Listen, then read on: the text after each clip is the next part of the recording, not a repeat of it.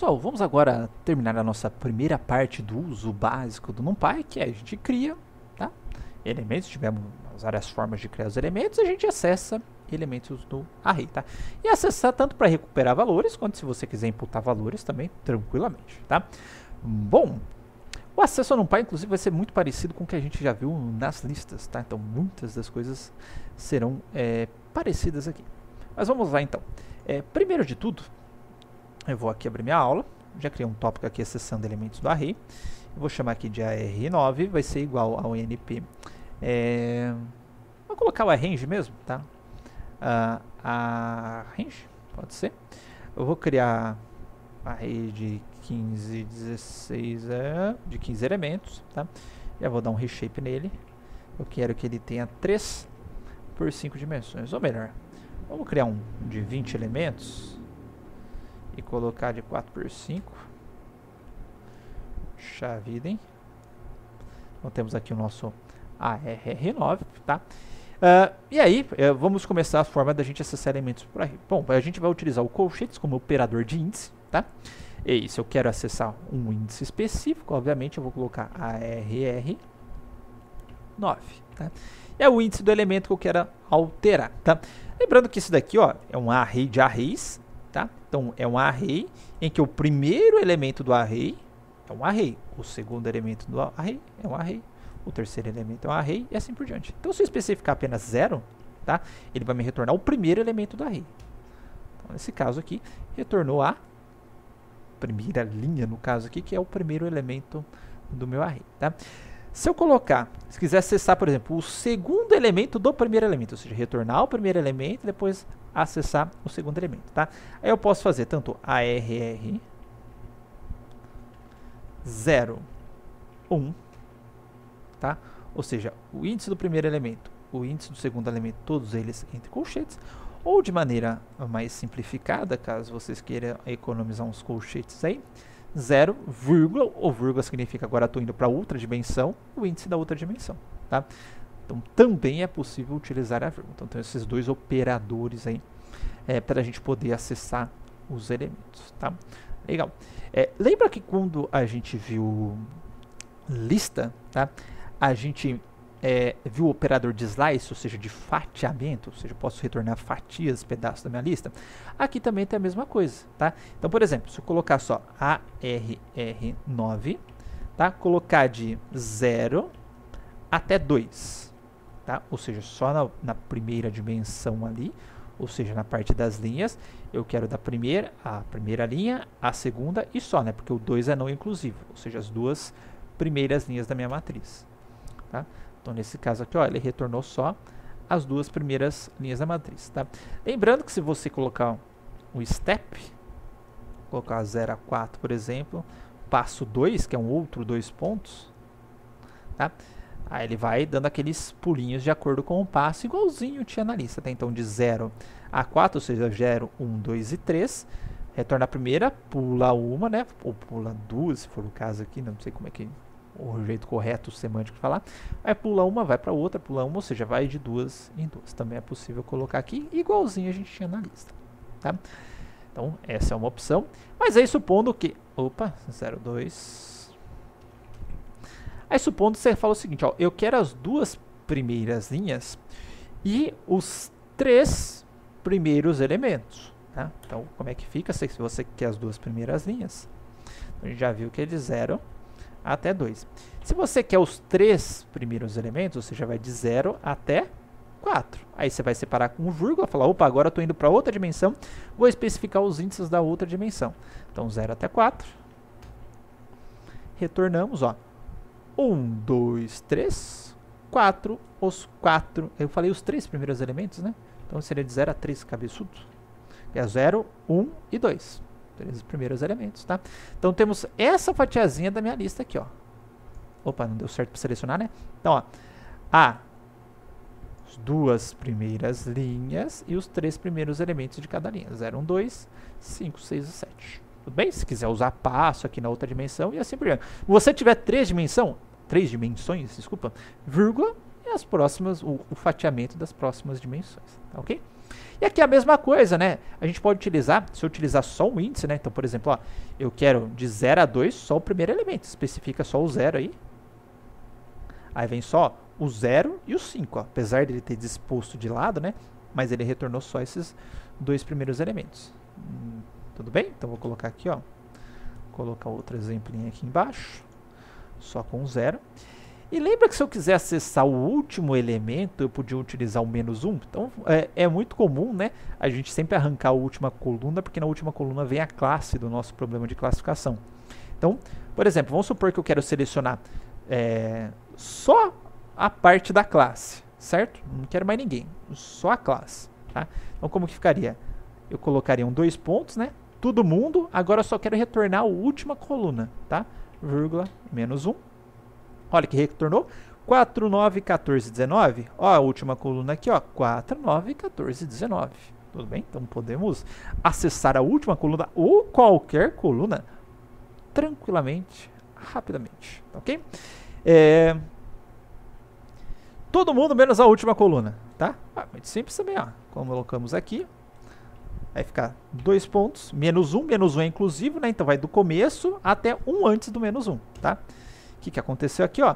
0, 1, 2, 3, tarará. Ó, exatamente o 4, 9, 14, 19, que viriam aqui, ó, 4, 9, 14, 19, caíram fora. Tudo bem? A parte de acessando elementos de um array, calma, que ainda fica melhor, tá? Eu posso, se eu quiser, passar um array só com os elementos que eu quero retornar. Por exemplo, eu quero só a primeira linha e a quarta linha, que é de índice 3, né? Ou seja, a primeira linha é índice 0, quarta linha é índice 3, 0,4. Eu vou até colocar repetir o ARR9, porque para não ficar dando screw, né? ARR9. Eu vou passar uma lista aqui com 0 e 3 para ele. Vamos ver o que ele vai retornar. Ó, 0 retornou esse cara aqui. E o 3, ó, 0, 1, 2, 3, ó, retornou esse cara aqui. Ou seja, eu posso passar uma lista para ele, que ele vai me retornar todos os elementos dessa lista. Ok? Aí você fala, eu quero da linha 3, eu quero a última coluna. Tá, não tem problema, tá? Você coloca aqui, vai colocar a vírgula na frente. Vírgula -1, continua normal, tá? 4 e 19, ó, 4 e 19, tá? Então, das duas linhas, só a última coluna, que foi esse cara aqui. Sensacional, né? Que mais que tem? Pô, tem verdadeiro e falso nesse negócio aqui, tá? Então, ao invés de passar índice, tá? Eu posso colocar a RR9, passar uma lista com true e false, e tudo que for true ele me retorna, tá? Então, se eu colocar aqui, ó, true, false, true,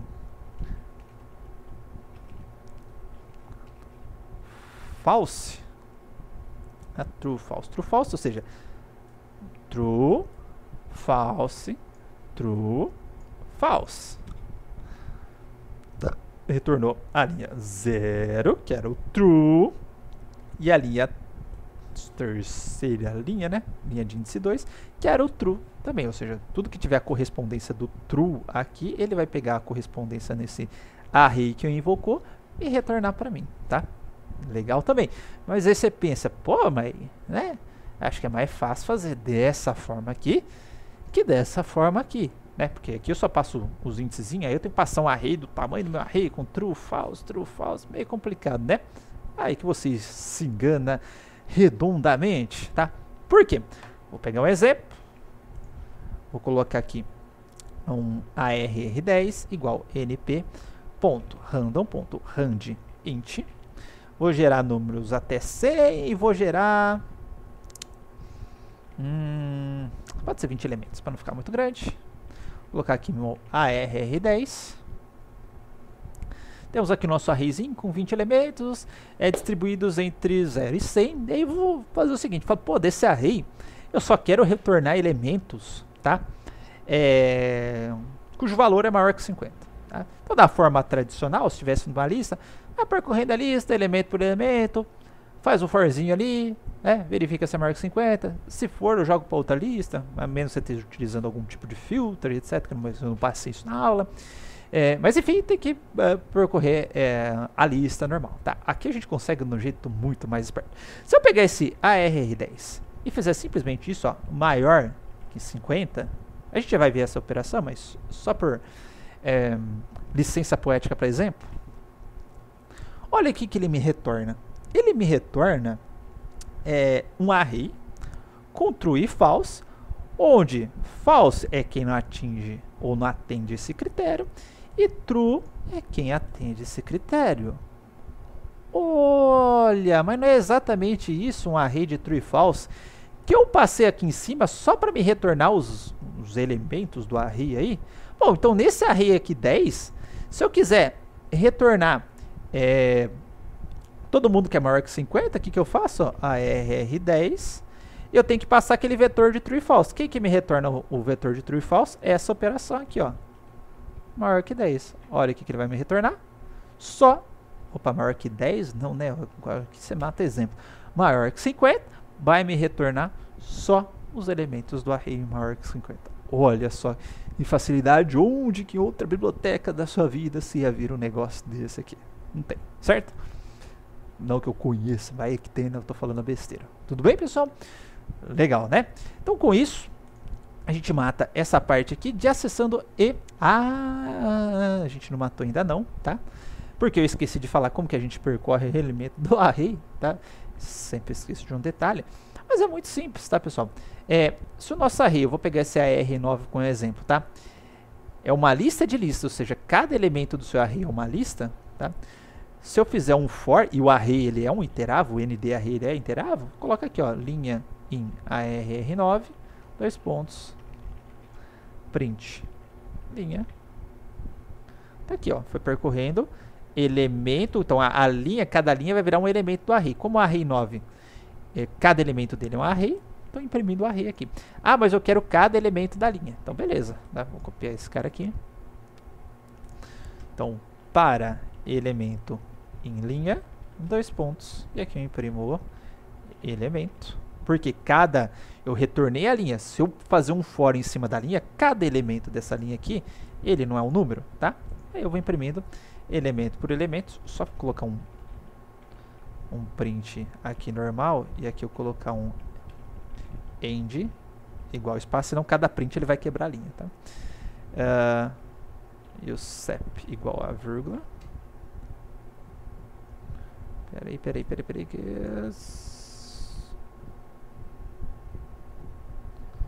elemento, sep, vírgula. O end. O end, cada print tem um end. Eu sou um cabeçudo mesmo, não tem sep aqui, meu filho. Não estou separando nada por vírgula. Tá? Então, ao final de cada print, o end dele vai ser uma vírgula, tá? Necessariamente o end é o fim da linha, tá?